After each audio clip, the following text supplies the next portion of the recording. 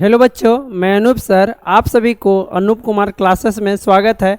आज मैं नवोदय विद्यालय बच्चों के लिए, नेतरहाट बच्चों के लिए, सैनिक स्कूल बच्चों के लिए ज्यामिति लाए हूँ।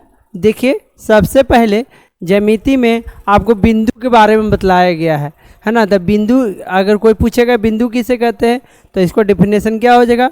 बिंदु का न लंबाई होता है, न चौड़ाई हो, न ऊंचाई होता है। न बिंदु का न लंबाई है, न चौड़ाई है, न ऊंचाई है, उसे क्या कहेंगे? बिंदु कहेंगे। इस तरह से, है ना। उसके बाद रेखा दिया हुआ, तो रेखा किस तरह से होगा जी? इस तरह। ये क्या है? ये रेखा है। तो रेखा है, तो रेखा को दोनों तरफ से बढ़ाया जा सकता है ना। रेखा को दोनों तरफ से बढ़ाया जा सकता है ना।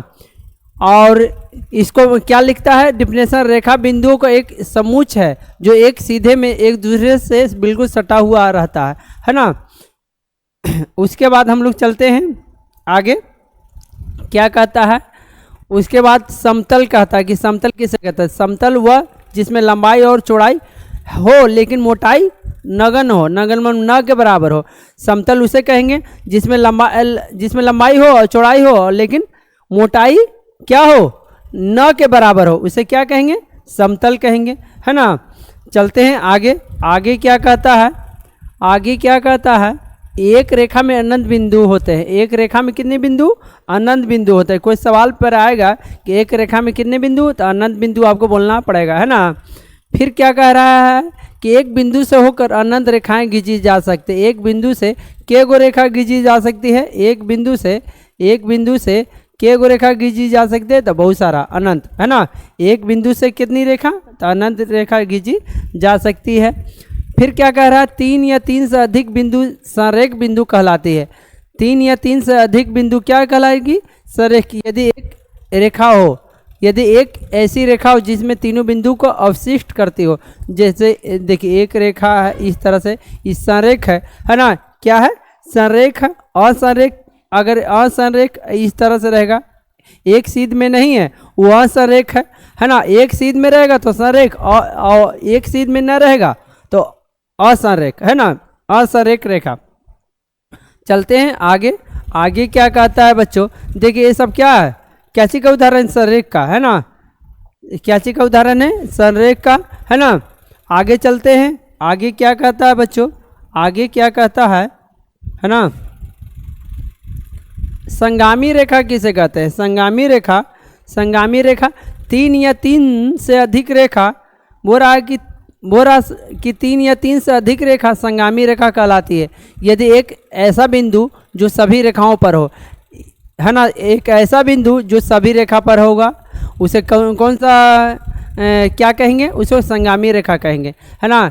क्या कह रहा है कि जो एक ऐसा बिंदु जो सभी रेखा पर हो, उसे कौन सा क्या कहेंगे? संगामी रेखा कहेंगे, है ना।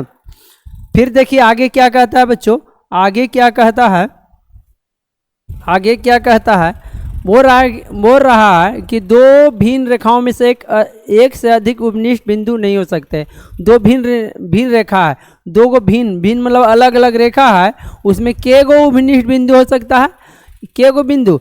एक उपनिष्ठ बिंदु हो सकता है, एक से ज़्यादा नहीं हो सकता है ना।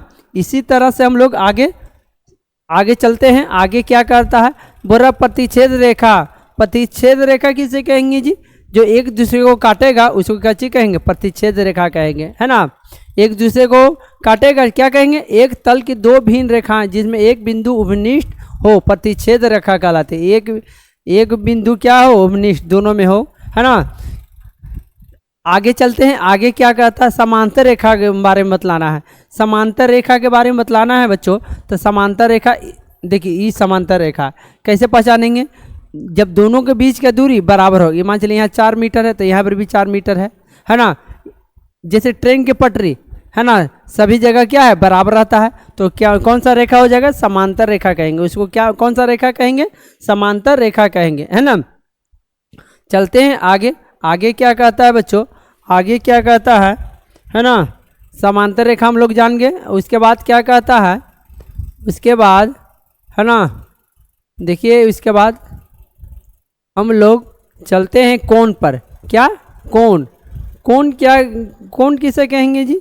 देखिए क्या कहता है कोण के बारे में। एक ही आदि बिंदु वाली दो किरण सम्मिलित होने सम्मिलन होने को कोण कहते हैं। देखिए एक पेड़ है ना, वो भी अपने इस तरह से टहनी है ना, उसका जो बन रहा है उसको क्या कहेंगे? कोण। वो भी तो कोण बना रहा है। कितना डिग्री कोण बना रहा है ये हमको मालूम नहीं है, मगर एक बात कि कोण बना तो रहा है।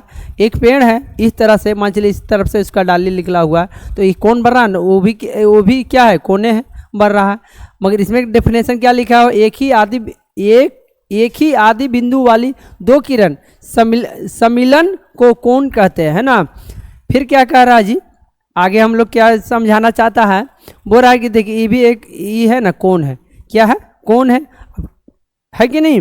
कोण। अब कितना डिग्री है ये पता नहीं है ना, नापेंगे तो ना पता चलेगा, मगर ये क्या है? कोण है।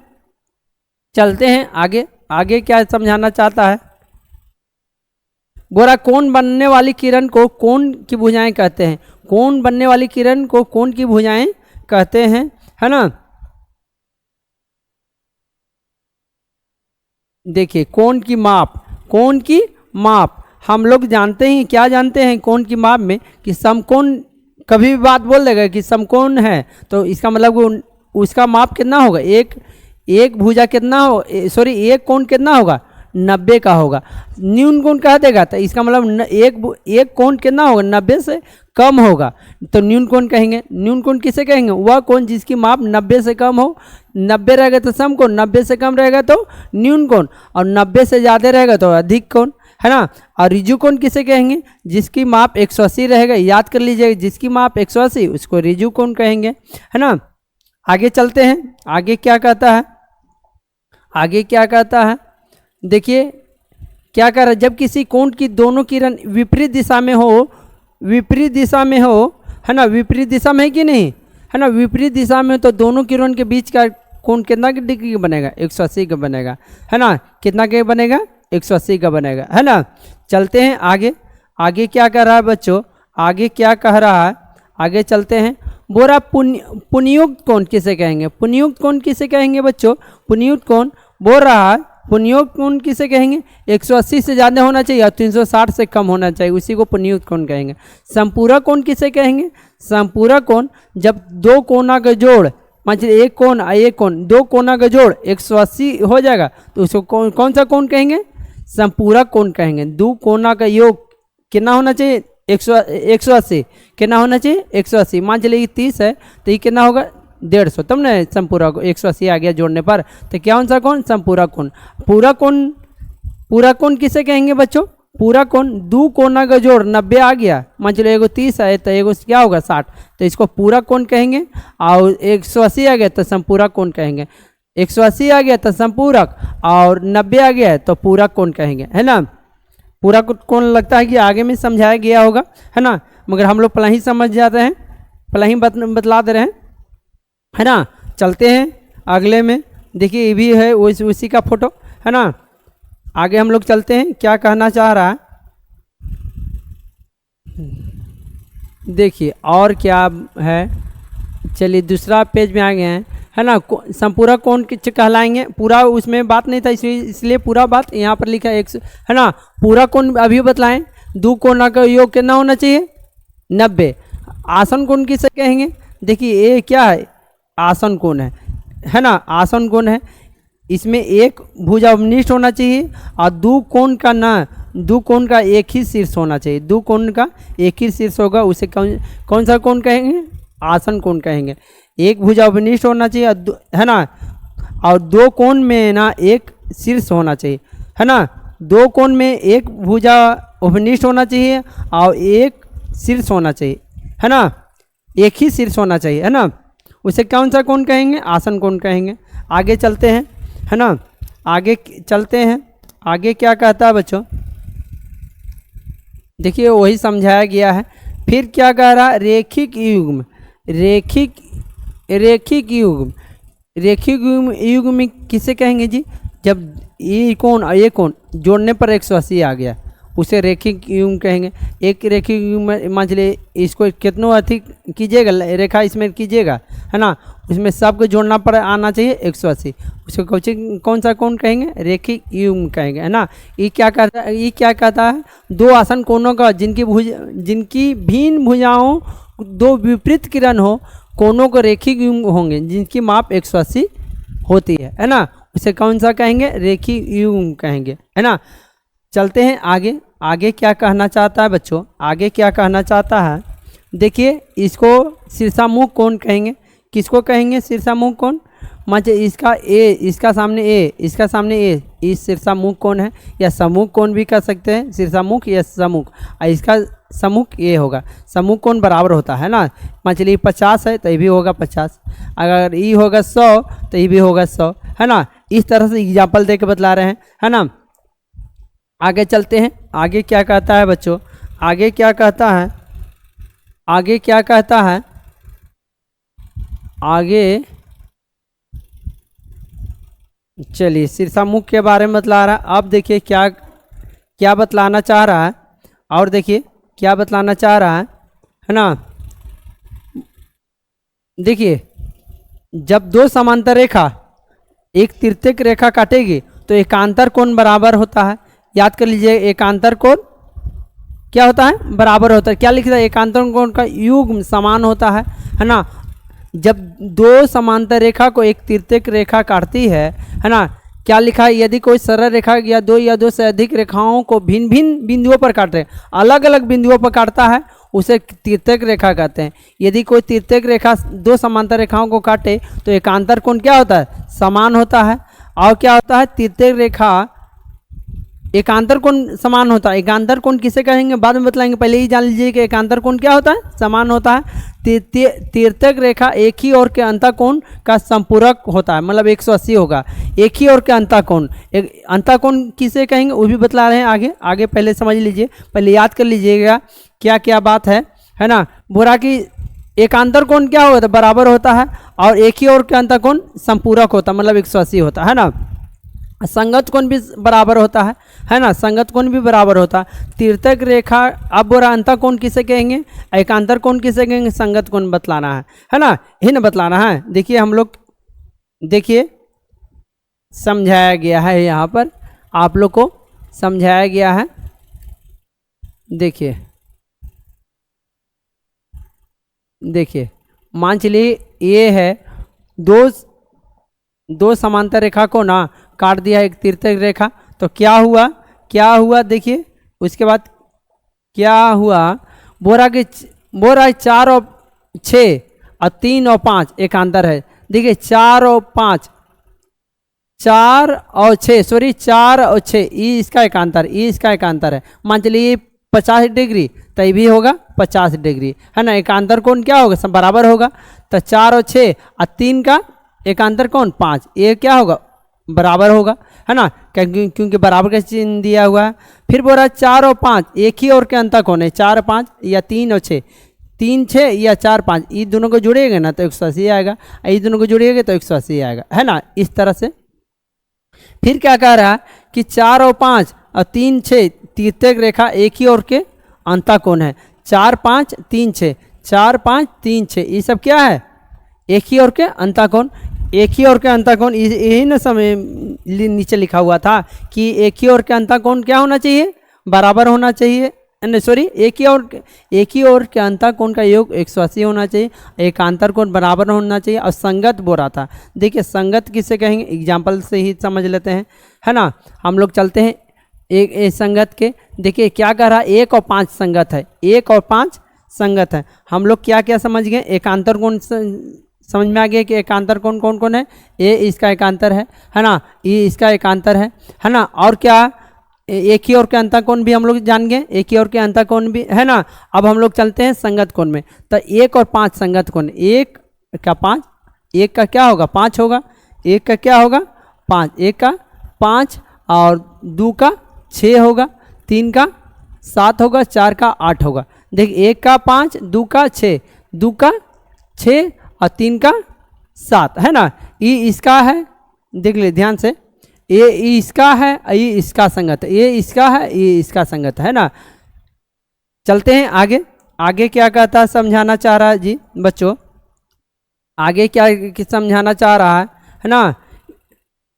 देखिए फिर क्या कहते हैं, यदि कोई तीर्थक रेखा दो सरल रेखाओं को इस पर काटे कि एकांतर कोण क्या युग्म समान हो तो दोनों रेखाएं समांतर होती है ना। अगर अगर बोल रहा कि इस प्रकार काटे कि कोनों तीर्थक रेखा एक सरल रेखा को इस प्रकार काटे कि एकांतर कोण अगर समान हो गया, बराबर हो गया, एकांतर कोण बराबर हो गया तो समझिए वो समांतर होगा, है ना। फिर क्या कह रहा है, यदि कोई तीर्थक रेखा दो सरल रेखाओं को इस पर प्रतिच्छेद करे, प्रतिच्छेद मतलब काटे कि तीर्थक रेखा एक ही ओर के अंतःकोण अगर हो गया, एक ही ओर के अंतःकोण अभी बतलाएं तो एक ही ओर के अंतःकोण, एक ही ओर के अंतःकोण अगर हो गया तो वो भी क्या होगा, समांतर होगा। फिर क्या कहना चाह रहा है, यदि कोई तीर्थक रेखा दो सरल रेखाओं को काटे, दो सरल रेखाओं को प्रतिच्छेद करे तो संगत कोण क्या होगा, संगत कोण अगर बराबर हो गया तो वो भी समांतर हो गया। संगत कोण अगर बराबर हो गया तो समांतर हो गया। अगर एक ही ओर का अंतःकोण का योग 180 हो गया तो वो भी समझिएगा वो क्या हो जाएगा, दो रेखाओं क्या हो जाएगा, समांतर होगा। अगर फिर क्या कह रहा है, प्रतिच्छेद एकांतर कोण अगर बराबर हो गया तो ये समांतर हो जाएगा। अगर एकांतर कोण बराबर होगा तो तब भी समांतर हो जाएगा। संगत कोण अगर बराबर होगा तब भी समांतर हो जाएगा। हाँ, अवंतर कोण अगर बराबर हो गया, मतलब 180 आ गया तो तब भी क्या होगा, ये दोनों से क्या हो जाएगा, समांतर हो जाएगा। अगर ये बात होगा तो ये बात होगा, अगर है ना उल्टा भी ये बतला दिया है ना, सीधा भी करके बतलाया, मतलब कि बोलना चाह रहा है कि एकांतर कोण बतलाया कि एकांतर कोण अगर हुआ बराबर तो समांतर होगा, अगर समांतर होगा तो एकांतर कोण बराबर होगा, ये कहना चाह रहा है ना। आगे हम लोग चलते हैं, आगे क्या कहना चाह रहा है बच्चों, त्रिभुज के उसके गुण के बारे में बतला रहा है, त्रिभुज और उसके गुण के बारे में बतला रहा है। तो देखिए त्रिभुज के गुण उसके बारे में हम लोग जानते ही हैं कि त्रिभुज को बनाने वाले क्या कह रहा है, त्रिभुज के बनाने वाले रेखाखंड की लंबाई त्रिभुज की भुजाओं की लंबाई कहते हैं ना। ये इसका क्या होगा, ये लंबाई है ना, ये क्या है, लंबाई है। इसमें कोण ए है, एक कोण, दो कोण, तीन कोण है, तीन भुजा है ना, तीन गो शीर्ष है, ये शीर्ष है, ये शीर्ष है, ये शीर्ष है, ये ना है। चलते हैं आगे क्या कहना और क्या समझाना चाह रहा है ना, और क्या समझाना चाह रहा है और क्या, देखिए क्या कहना चाह रहा है कि समबाहु त्रिभुज किसे कहेंगे जी बच्चों, समबाहु त्रिभुज किसे कहेंगे, समबाहु जिसका सभी भुजा बराबर रहेगा ना, सभी भुजा क्या, सभी तीनों भुजा बराबर होगा, समबाहु कहेंगे। समबाहु है ना, क्या कह रहा है, समबाहु प्रत्येक कोण मान समान अर्थात प्रत्येक 60 डिग्री का हो, ये गलत लिख दिया है, क्या कर दिया है, गलत है। समबाहु किसे कहेंगे, जिसका तीनों भुजा बराबर है वो समबाहु। समद्विबाहु किसे कहेंगे, जिसका दो भुजा बराबर, द्वि मतलब दो भुजा बराबर, उसे समद्विबाहु कहेंगे। विषमाहु किसे कहेंगे, जिसका तीनों भुजा अलग अलग रहेगा उसे विषमाहु कहेंगे, है ना। समबाहु जिसका तीनों भुजा बराबर, समद्विबाहु जिसका दो भुजा बराबर, जिसका विषमाहु जिसका तीनों भुजा अलग अलग, है ना। देखिए तीनों भुजा बराबर है तो क्या, समबाहु, तीनों भुजा बराबर है तो समबाहु, दो भुजा बराबर, तीन ये अलग है तो समद्विबाहु, और तीनों अलग अलग तो विषमाहु, है ना। आगे हम लोग चलते हैं, आगे क्या कहना चाह रहा, आगे क्या समझाना चाह रहा,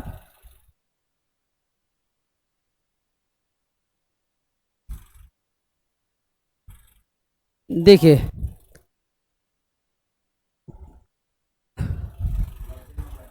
देखिए उसके बाद उसके बाद उसके बाद हम लोग उसके बाद क्या है, न्यून कोण बतलाया गया है। तो न्यून कोण किसे कहेंगे बच्चों, अरे न्यून कोण किसे कहेंगे, अरे न्यून कोण उसे कहेंगे जिसका 90 से कम होगा उसे न्यून कोण कहेंगे। सम कोण बतलाई भी कि जिसका माप एक कोण 90 रहेगा उसको सम कोण कहेंगे, है ना। अधिक कोण किसे कहेंगे, एक कोण की माप 90 से ज़्यादा एक 91 भी रह गया तो उसको अधिक कोण कहेंगे, है ना। इस तरह से समझाया गया है ना। चलते हैं आगे, आगे क्या कहना चाह रहा, आगे क्या समझाना क्या चाह रहा है,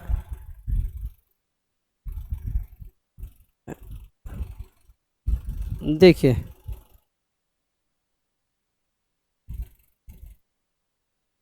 देखिए और क्या समझाना चाह रहा है।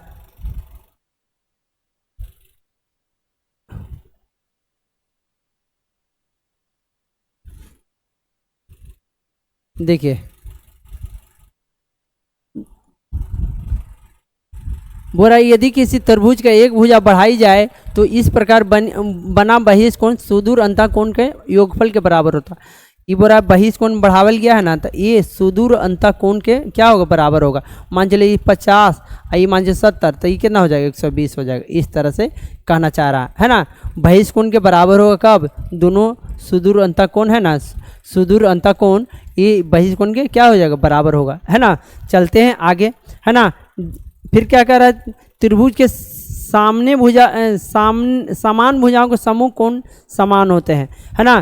त्रिभुज के समान भुजा रहेगा तो सामने वाला कोण भी बराबर, और भुजा बराबर तो कोण भी बराबर, यही कहना चाह रहा है। भुजा अगर बराबर तो कोण भी बराबर, अगर कोण बराबर तो भुजा भी बराबर, है ना। इस तरह से चलिए अब हम लोग आगे चलते हैं। समकोण तो मतलब ही कि जी जिसका एक कोण होना चाहिए 90, है ना। देखिए चतुर्भुज के बारे में बताया गया है, पूरा किसी भी त्रिभुज के दो भुजाओं का योग तीसरी भुजा से बड़ा होता है ना। ये तो त्रिभुज के बारे में बतला रहा है, समकोण के बारे में, है ना। हम लोग चतुर्भुज के बारे में क्या है, यदि 4 एक तलीय बिंदु ABCD ऐसे हैं कि उनमें से कोई भी, देखिए ये बात नहीं डायरेक्ट बोलिए ना कि जिसका 4 को भुजा रहेगा ना वो चतुर्भुज हो गया, जिसका 4 भुजा उसे चतुर्भुज कहेंगे, है ना। जिसका 4 भुजा कौन सा क्या कहेंगे, चतुर्भुज कहेंगे, है ना। अब हम लोग चलते हैं आगे। आगे क्या कहना चाह रहा है, आगे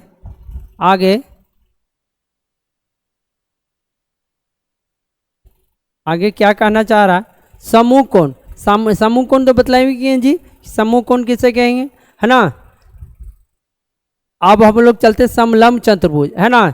समलंब चतुर्भुज किसे कहेंगे ये समझ लीजिए। क्या कहना चाह रहा है, वह चतुर्भुज जिसकी सम्मुख भुजाएं सम्मुख मतलब सामने वाला भुजा एक युग्म क्या होना चाहिए, समांतर होगा, उसे समलंब चतुर्भुज कहेंगे, है ना। वह चतुर्भुज जिसकी सम्मुख मतलब सामने वाला भुजा क्या होना चाहिए, एक युग्म एक जोड़ा क्या होना चाहिए, समांतर हो, जो समलंब चतुर्भुज कहेंगे, है ना। समांतर चतुर्भुज किसे कहेंगे, वह चतुर्भुज जिसकी सम्मुख भुजाएं प्रत्येक युग्म समांतर हो उसे समांतर चतुर्भुज कहेंगे। क्या कहना चाह रहा है समझ लीजिए, वह चतुर्भुज जिसकी सम्मुख मतलब सामने वाला भुजा क्या होना चाहिए, युग्म समांतर होना चाहिए, सामने वाला भुजा क्या होना चाहिए, समांतर होना चाहिए, है ना, उसे समांतर चतुर्भुज कहेंगे, है ना। आगे हम लोग चलते हैं, आगे क्या कहना चाह रहा है। आयत तो हम लोग जानते ही हैं जी, आयत क्या जानते हैं हम लोग कि आमने सामने के भुजा बराबर होता है, आमने सामने के भुजा क्या होगा, बराबर होगा, आमने सामने के भुजा बराबर, प्रत्येक कोण रहेगा 90 डिग्री का रहता है ना। और फिर क्या कह रहा है, वह या जिसकी सभी भुजाएं लंबाई समान हो उसे वर्ग कहेंगे। सभी भुजा क्या होना चाहिए, बराबर, सभी भुजा बराबर उसे क्या, कौन सा कोण कहेंगे, सॉरी, जो सभी भुजा बराबर रहेगा ना उसे वर्ग कहेंगे, सभी भुजा बराबर उसे वर्ग कहेंगे, और जिसका आमने सामने की भुजा बराबर उसे आयत कहेंगे। आमने सामने की भुजा बराबर तो आयत, और प्रत्येक कोण क्या होना चाहिए, 90 होना चाहिए, है ना। क्या होना चाहिए, 90, है ना। चलते हैं आगे। आगे क्या कहना चाह रहा है बच्चों, लास्ट समझिए है, क्या कह रहा है, समचतुर्भुज किसे कहेंगे, वह समांतर चतुर्भुज जिसकी करामगत भुजाओं का युग्म बराबर हो समचतुर्भुज कहलाता है। अरे सभी भुजा बराबर रहेगा, समचतुर्भुज रहेगा ना तो सभी भुजा क्या रहेगा, बराबर रहेगा। समचतुर्भुज में क्या रहेगा, सभी भुजा क्या रहेगा, बराबर रहेगा, है ना। और समांतर भी रहेगा, समांतर और बराबर रहेगा, क्या रहेगा, बराबर रहेगा। चलिए लगता है कि ये लास्ट था, खत्म हो गया, है ना। अब लगता है कि नहीं है ना, फिर वही ये है, स्क्रीनशॉट लिया गया पिछल का है। Thanks for watching, like the video and subscribe my channel.